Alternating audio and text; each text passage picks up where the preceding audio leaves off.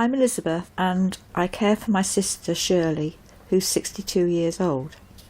She has Down syndrome and has now developed dementia and epilepsy. She has a dislocated hip and after a fall she uses a wheelchair. She has hearing impairments and cataracts and is registered blind. My mother died 12 years ago and then my father died 10 years ago, and they were both involved in caring for Shirley. When my father collapsed in the lift and died, I took on Shirley.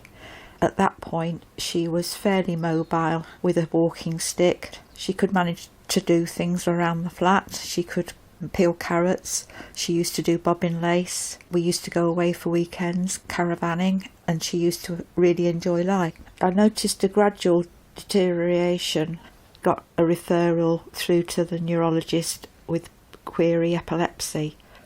There's a lot of stuff surrounding medication and the epilepsy, monitoring that. This morning Shirley was having obviously absences, her eyes were rolling. In the morning when I'm giving Shirley her peg, when I go into the room I avoid her waking as much as possible because she has nocturnal seizures. It's letting her sleep as much as possible.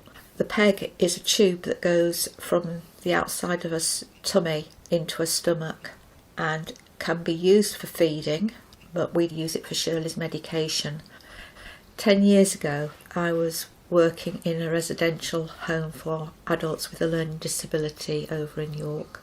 Used to take Shirley caravanning on my weekends off.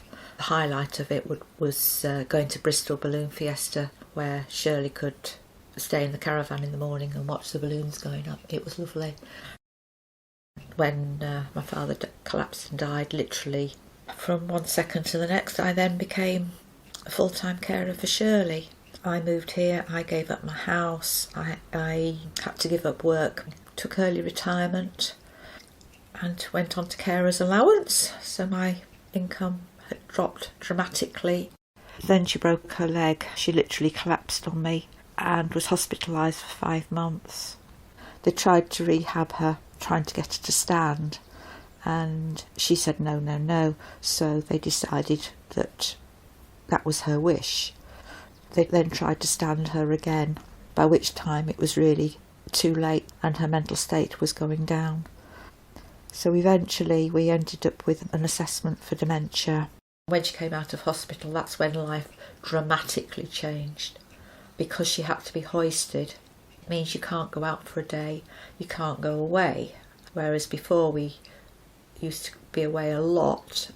I have a wonderful respite carer who's an ex-foster carer, and Shirley goes to see her usually on a Sunday evening until Wednesday, which gives me days off to go and do a few things for myself. This week I had hospital appointment. I ended up managing to do my swimming. I do rainbows on a Monday evening. I had various meetings on Tuesday. I've had to wait in for the syringes to be delivered on Tuesday. I had a fire risk assessment done. Went to the dentist even.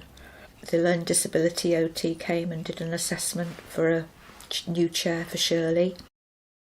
Shirley has direct payments. We started with direct payments before my father died.